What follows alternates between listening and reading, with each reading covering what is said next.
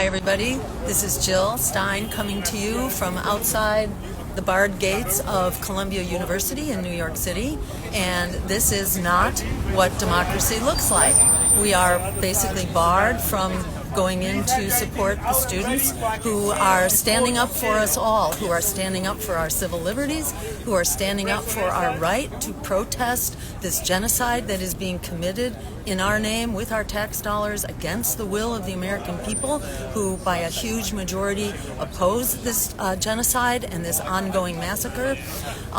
It is a core function of our democracy to be able to debate this, to be able to call it out, to be able to discuss it, especially on our campuses, on our universities, which are supposed to be the site, really the home for debate and dialogue. Yet that dialogue is prohibited.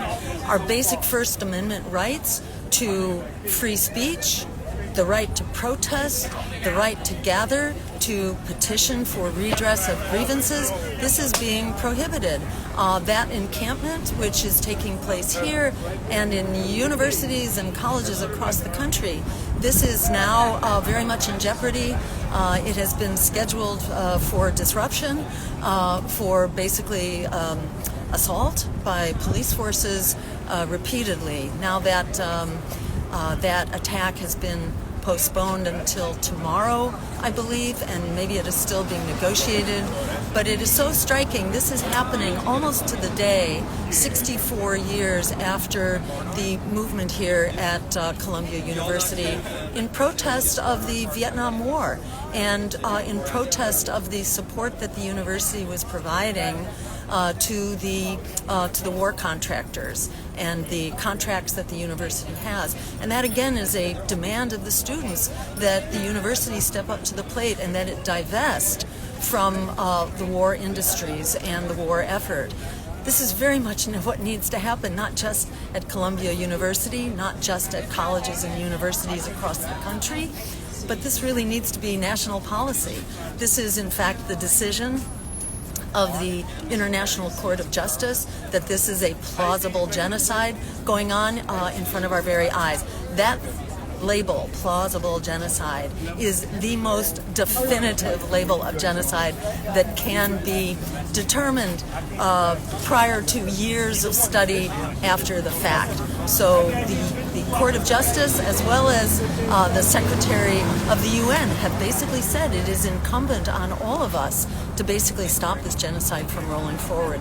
That is what the students are doing here. They are using their First Amendment rights, and in standing up, they are standing up for us all, because we are all, witnessing this horrific attack on our First Amendment rights. I should mention here also that the techniques of crowd control that are being used here on campuses now to suppress this discussion, to suppress this movement for democracy and peace, those techniques are very much connected with the Israeli occupation forces and with specific training programs, these international training programs now that bring the formerly IDF, we call it the IOF, the Israeli occupation forces, in to train our police forces. This kind of assault on democracy is also enabled by this 1030 program, I think it is, which transfers military equipment actually into our communities and goes a long way to make law enforcement so dangerous to our communities right now, and especially to college students. Looking back some 64 years to the prior shutdown of Columbia, there were approximately 150 students that were hospitalized from the brutality of the police attack. There were 700 who are arrested. We are looking now at hundreds of students who are being arrested and who are being brutalized, as we see in the footage on social media. I also want to mention that the smear that opposing genocide is anti-Semitic, this is fundamentally an anti-Semitic smear to suggest that genocide is okay with Judaism and that opposing Judaism is somehow anti-Semitic.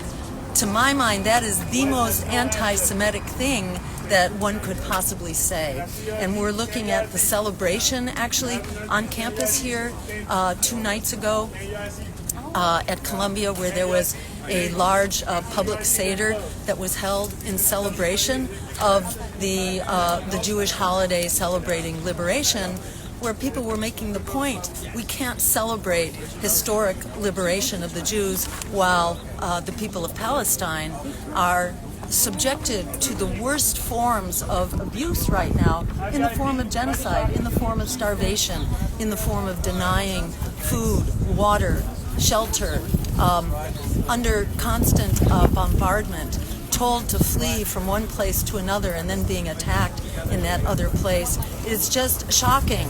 And Netanyahu's effort to broaden the war right now and to violate international law yet again by attacking the embassy,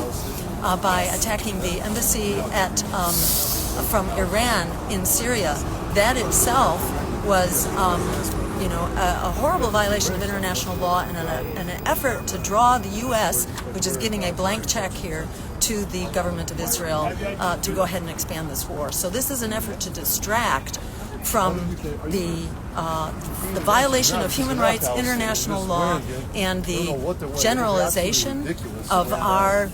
excuse me, there's a little disruption, I think, going on here. Yeah, all right, so a little disruption going on behind us. So, yeah, well, I'm Jewish too, and I'm here. It's a Jewish value. Nobody's asking you to be scared. Opposing genocide is a Jewish value. Opposing genocide is a core value. The Jewish people have homeland. Thank you, as a Jew, as a descendant of refugees. You do not represent. Myself. You are the minority. You're the 1%. Yeah, thank you. Thank you. So at any rate, ignore that 0.1% who is mandating genocide right now. We are not going to stand up for, yes, this is unfortunately what we are seeing all over the world, where a very misguided Zionist movement is attempting to crush the liberty, the human rights, the right of children to survive. The most basic rights to survival are on the line, and in fact the efforts of the Israeli offense forces, the Israeli occupation forces, to further instigate violence here against civilians, against students who are simply standing up for our constitutional rights to have this debate, to have this discussion, because if that discussion is held, the American people will stop this genocide, and we will support our human rights and our international law. As Gaza goes, we all go.